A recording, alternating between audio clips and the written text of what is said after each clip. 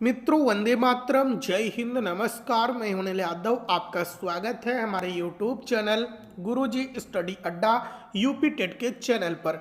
मित्रों, आज के वीडियो में हम लोग अध्ययन करेंगे प्राइमरी सुपर टेट 2022 के अंतर्गत पर्यावरण का, जो कि मित्रों पर्यावरण बिल्कुल आपके प्राइमरी सुपर टेट के सिलेबस के अनुसार इस कोर्स को हम लोग कंप्लीट करेंगे। तो मित्रों, यह हमारा पहला वीडियो है। चलिए हम शुरू करते हैं, बिल्कुल जीरो से शुरू करेंगे मित्रों। तो सबसे पहले हम बात करते हैं मित्रों, पर्यावरण शब्द की उत्पत्ति कैसे हुई, पर्यावरण का क्या अर्थ होता है। तो मित्रों, यदि हम बात करें पर्यावरण का शब्द की उत्पत्ति कैसे हुई, इसका क्या अर्थ होता है, तो हम पर्यावरण का एक हिंदी परिप्रेक्ष्य लेते हैं और पर्यावरण का एक अंग्रेजी परिप्रेक्ष्य लेते हैं। दोनों को अलग अलग करके समझते हैं। देखिए मित्रों, यदि हम बात करें पर्यावरण को हिंदी में, हिंदी परिप्रेक्ष्य इसका क्या है, तो हिंदी में इसे दो शब्दों में हम बांट देते हैं, दो शब्दों में इसे हम तोड़ देते हैं। पहला शब्द है परि। परि का अर्थ होता है चारों ओर से, और दूसरा शब्द है आवरण। आवरण का मतलब होता है घेरना। देखिए मित्रों, चारों ओर से घेरना। अब यहाँ पर हम एक शब्द डाल देते हैं, किसके चारों ओर से घेरना, जीवों के चारों ओर से घेरना। अब मित्रों हम इसको आपस में मिला देते हैं, यहाँ पर आपस में मिला देते हैं तो परिभाषा हमारी तैयार हो जाती है।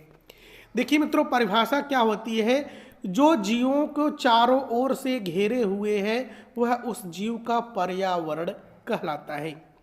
परिधन आवरण, परिधन आवरण का मतलब पर्यावरण। अपर का अर्थ है चारों ओर से, आवरण का अर्थ है घेरना, और किसके चारों ओर से घेरना, जीवों के चारों ओर से घेरना। तो यदि हम इसको तीनों को आपस में मिला दें तो जो जीवों के चारों ओर से घेरे हुए है वह उसका पर्यावरण कहलाती है। यहाँ पर यह परिभाषा लिखी हुई है, जो जीव को चारों ओर से घेरे हुए है वह उसका पर्यावरण कहलाता है। यह है मित्रों पर्यावरण का हिंदी परिप्रेक्ष्य। अब मित्रों हम देखते हैं पर्यावरण का अंग्रेजी परिप्रेक्ष्य क्या है। देखिए मित्रों, पर्यावरण का अंग्रेजी परिप्रेक्ष्य, अंग्रेजी में पर्यावरण को इन्वायरमेंट कहते हैं, और जो यह इन्वायरमेंट शब्द है मूल रूप से अंग्रेजी का नहीं है। देखिए मित्रों, जो इन्वायरमेंट शब्द है यह फ्रेंच भाषा के इन्वायरोनेर शब्द से बना हुआ है। इन्वायरोनेर का तात्पर्य होता है पास पड़ोस। अब पास पड़ोस की बात कर रहे हैं मित्रों, किसका पास पड़ोस, जीवों का पास पड़ोस।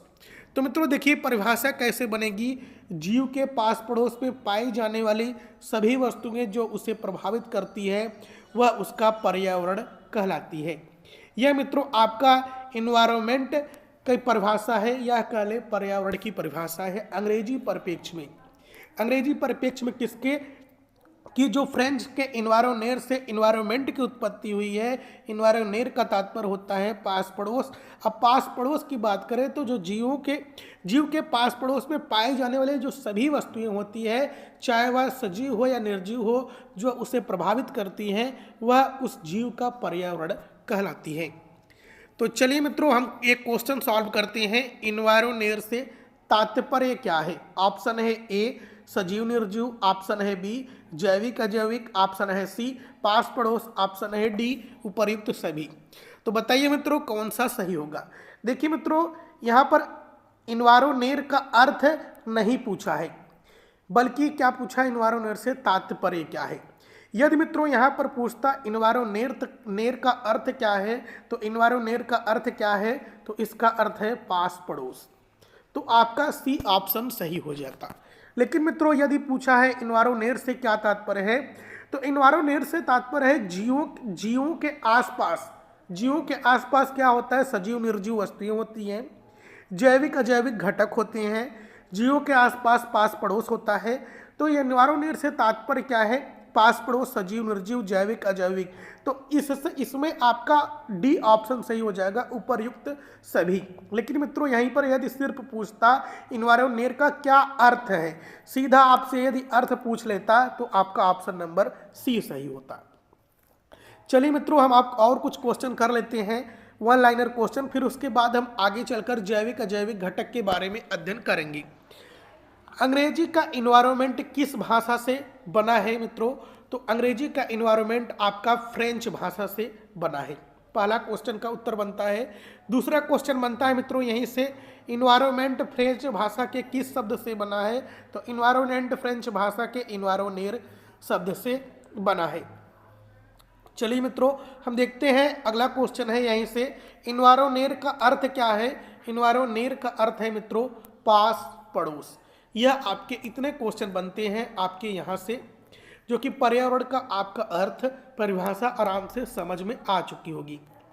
चलिए मित्रों, अब हम आगे बढ़ते हैं और देखते हैं यहाँ पर पर्यावरण के घटक के बारे में।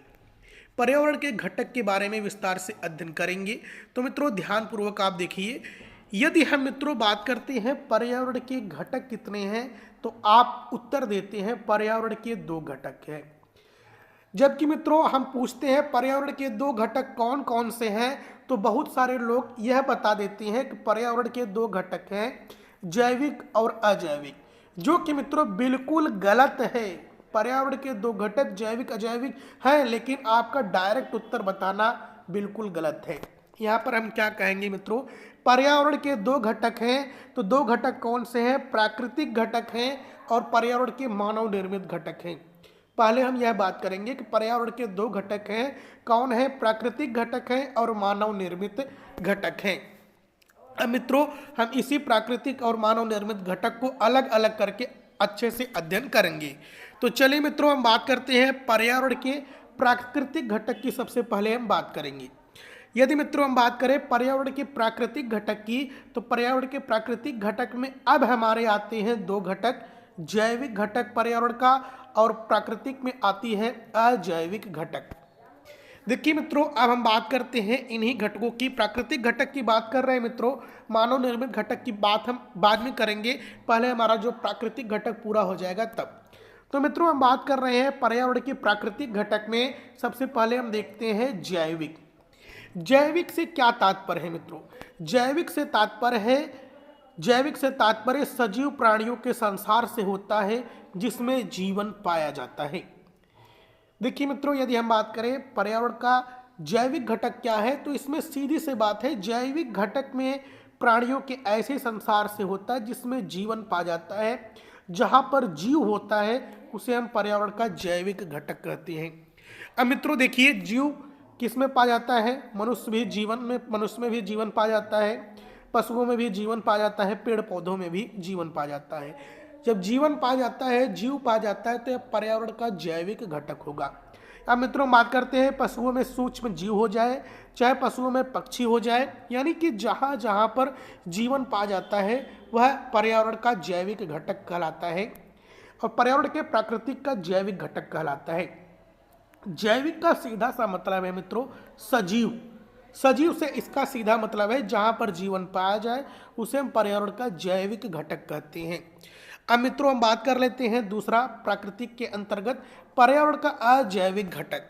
अजैविक घटक का मतलब क्या है मित्रों? यहाँ पर लिखा हुआ है पर्यावरण का अजैविक घटक का मतलब होता है, इससे तात्पर्य निर्जीव तत्वों के ऐसे संसार से है जिसका निर्माण प्रकृति ने किया है।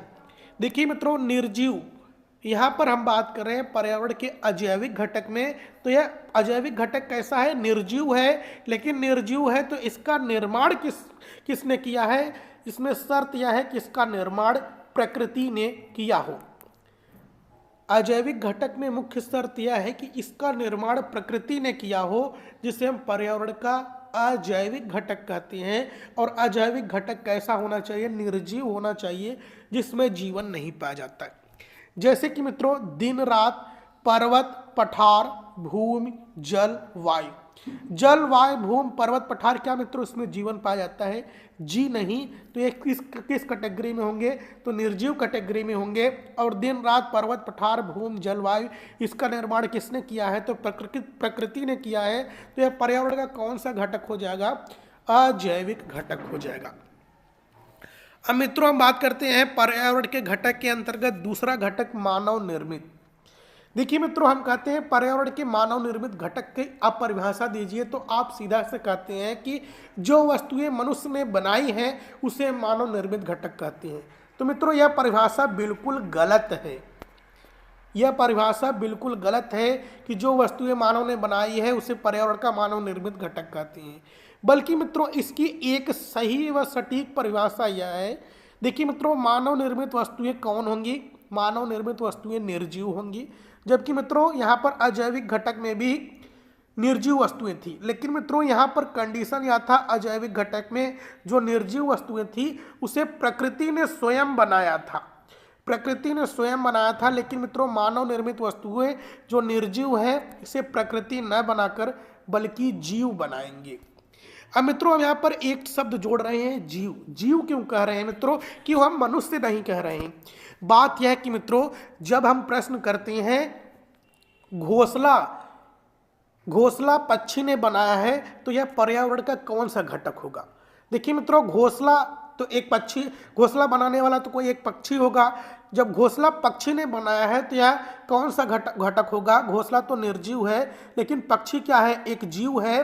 तो घोंसला पक्षी ने बनाया होगा तो यह पर्यावरण का कौन सा घटक है? यह पर्यावरण का मानव निर्मित घटक है। इसीलिए मित्रों हम यहाँ क्या कह रहे हैं, देखिए आपको परिभाषा यहाँ लिखी है। इससे तात्पर्य निर्जीव तत्वों के ऐसे संसार से है जिसका निर्माण जीव द्वारा किया जाता है, उसे हम पर्यावरण का मानव निर्मित घटक कहते हैं। यहाँ पर मित्रों सिर्फ मानव शब्द से आप मनुष्य को नहीं लगाएंगे, बल्कि क्वेश्चन के आंसर को पकड़ेंगे कि क्वेश्चन क्या बोल रहा है। यदि क्वेश्चन पूछता है मनुष्य ने घर बनाया है तो यह पर्यावरण का कौन सा घटक है? तो मानव निर्मित है, सही है। लेकिन मित्रों यदि क्वेश्चन पूछता है पक्षी ने एक घोंसला बनाया है तो यह पर्यावरण का कौन सा घटक है? तो मानव निर्मित घटक है। क्योंकि मित्रों जो पक्षी है वह एक जीव है और उसने एक निर्जीव वस्तु बनाई है, तो इसे किस कैटेगरी में रखेंगे? मानव निर्मित में रखेंगे। जबकि मित्रों जो अजैविक था इसको प्रकृति ने स्वयं बनाया था, लेकिन यह भी निर्जीव था। इसमें दोनों में यह थोड़ा सा अंतर है। तो मित्रों इसकी परिभाषा एक बार हम पूरा सा पढ़ लेते हैं। इससे तात्पर्य निर्जीव तत्वों के ऐसे संसार से है जिसका निर्माण जीव द्वारा किया जाता है। जैसे कि मित्रों पक्षियों का घोंसला, आपके कपड़े, आपके कापी, आपके कलम, जो आपके सर के ऊपर पंखा चल रहा है वह, यह सब क्या है? यह सब पर्यावरण का मानव निर्मित घटक है। चलिए मित्रों इतना आपको समझ में आ चुका होगा, तो एक सेकंड हम नोट्स की बात कर लेते हैं। आप चाहे तो स्क्रीनशॉट भी ले सकते हैं। यदि हम बात करें जैविक घटक की तो आप यहाँ पर नोट कर सकते हैं, इससे तात्पर्य सजीव प्राणियों के ऐसे संसार से होता है जिसमें जीवन पाया जाता है, जैसे कि मनुष्य में, पक्षी में, सूक्ष्म जीव में इत्यादि में। अब मित्रों हम बात करते हैं अजैविक घटक की, तो ध्यान दीजिए अजैविक घटक में इससे तात्पर्य निर्जीव तत्वों के ऐसे संसार से होता है जिसका निर्माण प्रकृति ने किया हो।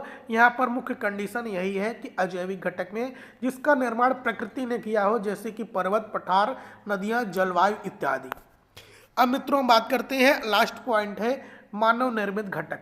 मानव निर्मित घटक इससे तात्पर्य निर्जीव तत्वों के ऐसे संसार से होता है जिसे जीव ने बनाया है। किसने बनाया? जीव ने बनाया है। अब वह जीव कैसा है? चाहे पशु पक्षी हो, चाहे कुछ भी हो, बस जीव ने बनाया है। जैसे कि धर्म संस्कृति किसने बनाया है? जीव ने बनाया है, मनुष्य ने बनाया है। घर, दीवारें, कपड़े, आपके पक्षियों का घोंसला, यह सब मानव निर्मित घटक का उदाहरण है।